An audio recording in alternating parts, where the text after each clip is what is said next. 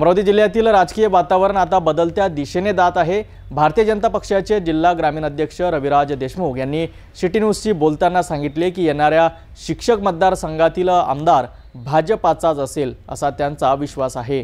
देशमुख यांनी शेतकऱ्यांसाठी सरकार घेत असलेल्या निर्णयावर देखील प्रकाश टाकला।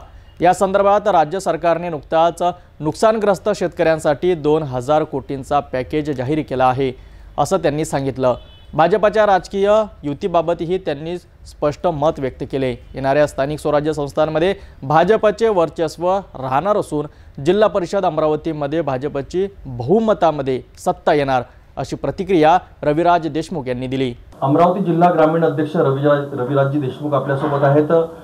कशा प्रकारे येणाऱ्या स्थानिक स्वराज्य संस्थेची तयारी सुरू आहे, येणाऱ्या नवरात्री उत्सवामध्ये त्यांच्या काय प्रतिक्रिया आहे, कशा प्रकारे विविध ठिकाणी भेट देऊन विविध कार्यक्रम विविध सामाजिक उपक्रम राबविला जात आहे आणि येणाऱ्या निवडणुकीकरता त्यांची तयारी कशी सुरू आहे। येणाऱ्या स्थानिक स्वराज्य संस्थेच्या प्रतीक्षेत आमचे भारतीय जनता पार्टीचे सर्व कार्यकर्ते आणि नेते मंडळी आहेत आणि सर्व स्तराचे म्हणजे ज्या पद्धतीचं आरक्षण त्या जिल्हा परिषद मतदारसंघात निघेल त्याची सुद्धा प्रत्येक घटकाची तयारी आमची झालेली आहे आणि प्रत्येक घटकातील कॅन्डिडेट सुद्धा आमच्याकडे मोठ्या प्रमाणात इच्छुक आहे। त्याच्याने योग्य कॅन्डिडेटची निवड करणं, ज्याच्या मनात खरा सेवाभाव आहे आणि जो खऱ्या अर्थानं जनतेला न्याय देऊ शकतो या कॅन्डिडेटची निवड करण्याची तयारी आमची कोर्ट समिती लवकरच करणार आहे। आणि आम्हाला आणि आमच्या पक्षाला, आमच्या कार्यकर्त्याला आणि आमच्या नेत्यांना सुद्धा पक्का विश्वास आहे की भारतीय जनता पार्टीचा झेंडा अमरावती जिल्हा परिषदेवर लागणार म्हणजे लागणार। आणि मी तर सांगू इच्छितो की 2/3 मेजॉरिटीने आम्ही जिल्हा परिषद जिंकणार एवढं आमचं मानस आहे। नवरात्री उत्सवामध्ये कसं काय उपक्रम सुरू आहे, आपण स्वतः भेट देत आहे, जागोजागी ठिकाणी गावागावामध्ये आपला जनसंपर्क दौरा सुरू आहे।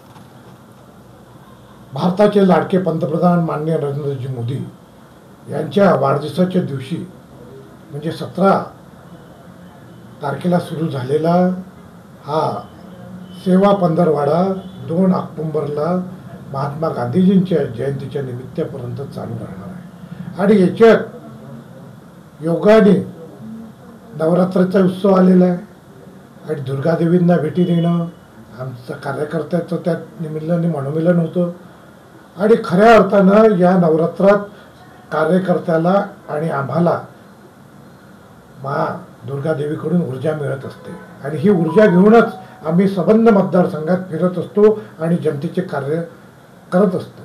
आणि या कामाच्या निमित्तानं, या कार्याच्या निमित्ताने त्यांच्या सतत संपर्कात आमचा कार्यकर्ता आहे आणि त्याचेच रिझल्ट येणाऱ्या स्थानिक स्वराज्य संस्थेच्या निवडणुकीत आम्हाला नक्की मिळणार आहे।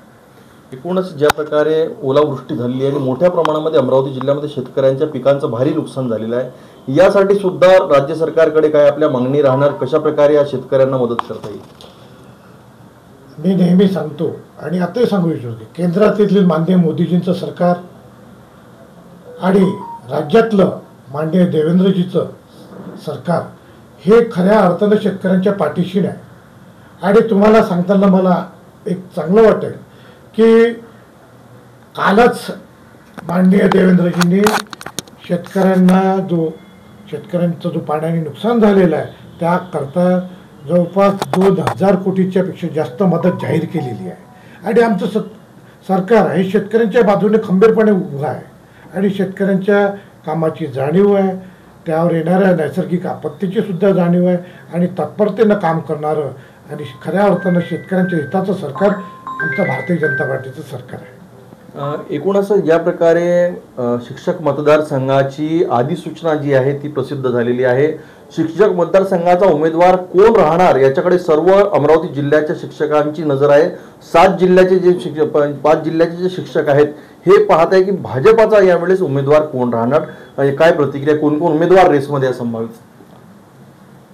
मागच्या वेळेस भारतीय जनता पार्टीला हा शिक्षक मतदारसंघ जिंकता आला नाही, पण यावेळेस पूर्ण ताकदीनिशी आमच्या राज्याचे प्रदेशाध्यक्ष माननीय रवींद्रजी चव्हाण यांनी शिक्षक मतदारसंघ हा विषय सिरियसली घेतलेला आहे आणि त्याची तयारीसुद्धा चालू झालेली आहे. 26 तारखेला माननीय रवींद्र चव्हाण स्वतः येऊन आणि अमरावती जिल्ह्याचे पालकमंत्री बावनकुळे साहेब येऊन ही खऱ्या अर्थानं शिक्षक मतदारसंघाची नांदी राबवणार आहे. आणि यावेळेस मी 100% सांगू इच्छितो की यावेळेसचा शिक्षक आमदार हा भारतीय जनता पार्टीचाच राहणार आहे. भाऊ, काय म्हणणार, नवरात्री उत्सवाला काय देवीचरणी आपण मागता किंवा अजून या पक्षासाठी येणाऱ्या निवडणुकीला बघता आपण विविध ठिकाणी जाता, विविध मंदिरामध्ये आपण स्वतः दर्शन घेतात?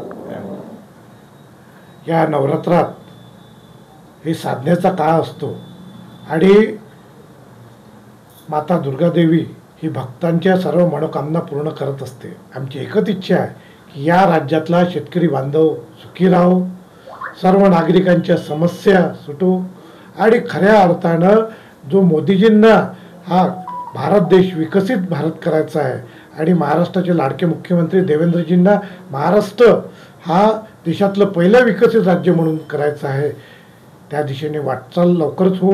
आणि आमचं खरं या स्थानिक स्वराज्य संस्थेकडे लक्ष लागलेलं आहे आणि या स्थानिक स्वराज्य संस्थेत आमचे जिल्हा परिषदवर आमचा भारतीय जनता पार्टीचा झेंडा लागो आणि नगर परिषद वर सुद्धा आम्हाला जिंकायचंच आहे.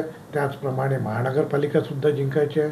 जेणेकरून स्थानिक स्वराज्याच्या सर्वच निवडणुका आम्हाला भारतीय जनता पार्टीच्या अधिपत्याखाली ताकदीनं जिंकायचं आहे. आणि अमरावती जिल्ह्यात म्हणजे केंद्रात भारतीय जनता पार्टीचं सरकार, राज्यात भारतीय जनता पार्टीचं सरकार आणि अमरावती जिल्ह्यातसुद्धा भारतीय जनता पार्टीचं सरकार म्हणजे ट्रिपल इंजिन विकासाचं लाभणार आहे. एवढीच आमच्या दुर्गा मातेला या नवरात्राच्या निमित्ताने आम्हाला प्रार्थना आहे की आणि त्यात आम्हाला नक्की दुर्गा मातेचा आशीर्वाद लाभणार आहे. अमरावती जिल्ह्यात भाजपाचे राजकीय वर्चस्व आता अधिक रूढ होत असल्याचे चित्र दिसत आहे.